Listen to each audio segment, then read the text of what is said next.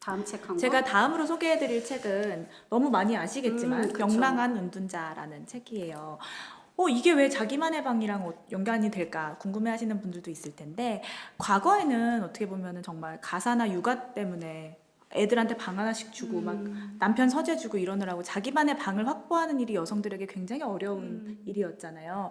그런데 그거 아십니까? 지금 우리나라에서 가장 많은 가구 형태가 1인 가구입니다. 가장 많고 가장 대중적인 형태인 거예요. 그러니까 그 1인 가구는 어쨌든 혼자 산다는 뜻일 테고 자기만의 방을 확보하는 것 자체는 어려움이 없잖아요. 이제 문제는 자기만의 방에서 어떻게 하면 잘 살아가느냐, 어떻게 하면 고독사하지 않느냐라는 문제로 저는 나아갔다고 생각을 해요. 그래서 이 책을 가져온 이유는 이 작가 역시 그 수십 년 전부터 1인 가구로 생활을 해오셨던 분이고, 이 고독과 고립의 경계에서 늘 아슬아슬한 줄타기를 하셨던 분이거든요. 그래서 이분이 어떻게 자기만의 방에서 고독사하지 않았는지 이런 얘기들을 써놓은 책이 있기 때문에 흥미로울 것 같아서 소개를 해드리고 싶고요. 이 캐롤라인 랩이라는 작가는 지금은 작고한 작가입니다. 아시겠지만 드링킹이라는 책도 쓰셨고 욕구들이라는 책도 썼는데 알코올 중독이 심하셨고 그리고 식이장애, 거식증 같은 것이 있으셨어요. 그리고 담배 중독도 엄청 심하셨는데 결국에 그 앞선 알코올 중독과 식이장애는 고쳤지만 담배를 못 끊으셔서 폐암으로 42살이라는 되게 어린 나이에 그래요? 돌아가셨습니다. 그런 작가 소개는 이렇고 술을 좀 줄여야 되겠네요. 네, 맞습니다. 그러니까 셋 중에 하나만 해라 할 거면 뭐 이런 말씀을 알겠습니다. 드리고 싶고요. 여기 보면은 이 작가는 이 고독과 고립이라는 개념에 되게 천착을 많이 해요. 조금 읽어드리고 싶은데, 고독은 차분하고 고요하지만 고립은 무섭다. 고독은 우리가 만족스럽게 쬐는 것이지만 고립은 우리가 할 일 없이 빠져 있는 것이다. 그러나 이 차이가 늘 분명하거나 선명하게 구분되어 있는 것은 아니다. 고독은 내 경험상 자칫하면 미끄러지는 경사로다. 처음에는 안락하게 느껴지지만 종종 아무런 경고도 자각도 없이 훨씬 더 어두운 것으로 변신할 수 있는 상태다. 저도 사실 고독은 약간 선택하는 거잖아요. 그쵸. 혼자 있고 싶은 거. 근데 이게 어떻게 보면 필수적인 시간이기도 하지만 이 시간이 많이 길어지면 친구가 연락 와서 커피 한잔 하자는 그것도 되게 과제처럼 맞아요. 느껴질 때가 맞아. 있잖아요. 요 앞에 나가는 너무 건데 이해해요. 너무 그렇잖아요. 네. 그래서 혼자 사는 사람들은 고독에 젖어들면서 고립돼요. 어느 순간 자기도 모르는 사이에 고립될 수 있다는 거죠. 그래서 이분은 그 줄타기, 그러니까 내 고독이 고립으로 넘어가는 그 순간이 어느 순간이고 이거를 자기가 알아야 돼. 남이 알려줄 수 없잖아요. 그런 거를 잘 알아야 자기만의 방에서 고독사하지 않는다라는 얘기를 좀 전해주고 있고요. 이 책 제목이 명랑한 은둔자잖아요. 그러니까 자기만의 방에서 진짜 쾌활하고 신나게 사는 얘기를 쓴 거예요. 근데 보면은 왜 이렇게 자기만의 방에서 명랑할 수 있는가, 그 얘기를 좀 썼는데 읽어봐 드릴게요.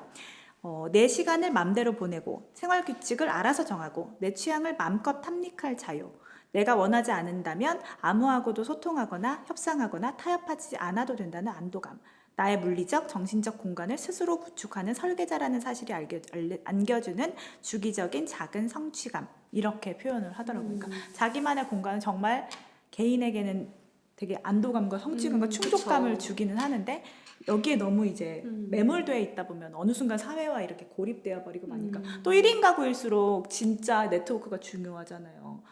그래서 그렇게 되지 않기 위해서 여러 가지를 많이 이제 써둔 책입니다. 이 책도 뭐 굉장히 다양한 곳에 리뷰가 나오고 맞아요. 유명해서 저는 아직 뭐 읽어보지는 않았는데 네. 그런 내용의 책이군요. 근데 말씀하신 대로 고독과 고립의 어떤 경계선을 자각하는 게 되게 중요하겠다라는 맞아요. 생각이 드네요. 퍼뜩 진짜. 들죠. 네. 그러니까 1인 가구는 진짜 그 점이 중요한 것 같고, 네. 보통은 우리가 자기만의 방에 꼭 있어야 될 가구 하나를 꼽는다면 책상을 꼽겠지만, 거기 안에는 뭐 옷장도 있을 수 있고 침대도 있을 수 그쵸. 있잖아요. 근데 되게 위트 있어요. 그래서 옷장에 대해서 막 뭐라고 표현을 하셨냐면은 자연 발생적 옷장 기능 상실 증후군이라고 이제 표현을 하는 거예요. 왜 옷 고를 때 되게 많이 샀는데 입을 옷이 없다라는 생각하신 적 있으세요? 정말 매년 미스테리예요. 매년 미스테리잖아요. 귀신인가? 귀신이 나타났나? 뭐지? 옷장 안에. 막 너무 이상하잖아요. 다 그 옷이 어디 갔지? 막. 그게 이 나의 내면과 나의 외면을 끊임없이 균형점을 찾아가는 과정이기 때문에 우리네 삶이 그래서 계속해서 뭔가 미스매치가 일어나는 것 같고 입을 옷이 없다고 느껴지는 거라는 네. 그러니까 여성들은 되게 공감할 수밖에 없는 이런 네이밍도 되게 재밌잖아요. 자연발생적 옷장 기능상실 증후군 이런 거 되게 재밌게 써놓아서 되게 사실 방이라는 공간은 나에게 너무나 익숙하고 나에게 새로운 영감을 주기 어려운 공간이라고 생각을 하지만 가만 보면은 이 방 안에서 찾을 수 있는 어떤 통찰이 있는 그러네요. 거죠. 그래서 그런 것들이 많이 나와 있어서 추천을 해드리고 싶었습니다. 저 이제 마지막 책인데 네. 아유 무거워요. 이거 들고 오느라 벽돌 힘들었어요. 책이네요. 제목이 근데 예쁘다. 네, 책이 너무 예쁘고 제목이 안녕 둔촌 주공 아파트 가정 방문 편입니다. 강동구 둔촌주공 맞아요. 여기에 혹시 뭐 관련된 추억이 있어요? 대한민국 서울에 사는 분들은 여기에 뭐 친구가 살았다거나 친척이 살았다거나 없어요. 없으세요? 취재 한번 가본 적 있어요. 부동산 기자일 때. 그래서 비싸게 거래가 되나요? 그때 거래가 안 됐던 것 같은데. 네. 그때는 그랬어요. 그때 안 좋았어요. 시장이. 시장 안 좋았을 때. 이 지금 둔촌주공 아파트라고 하면 아마 많은 분들이 네. 여기에 살지는 않으셨어도 이 둔촌주공 아파트가 어떤 모습인지 아마 많은 분들이 기억을 하실 정도로 이 굉장히 독특한 풍경이었죠. 왜냐하면 네. 둔촌동 한 행정구역이 다 이 아파트 단지였어요. 몇 가구야 그럼? 한 6천 가구가 살았었고 지금은 없어졌어요. 이 네, 아파트가 80년에 네.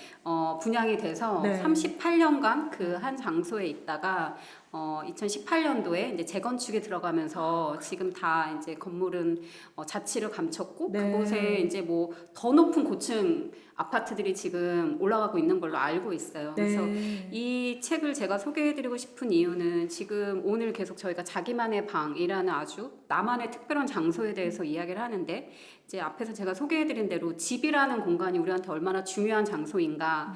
그 중에서 이 책은 그 둔촌 주공 아파트에 살았던 그 주민들을 인터뷰해서 모아놓은 책이고 이 책 이후에 아까 소개해주신 대로 이 책도 다큐멘터리로 만들어져서 네, 집의 시간들이라는 정말 꼭 추천드리고 싶은 다큐멘터리인데요. 네. 한번 꼭 보시면 좋을 것 같아요. 그래서 이 둔촌주공 아파트에 왜 이렇게 주민들이 애착을 가지고 살았을까라는 이제 질문을 가지고 다 가가호 방문을 해요.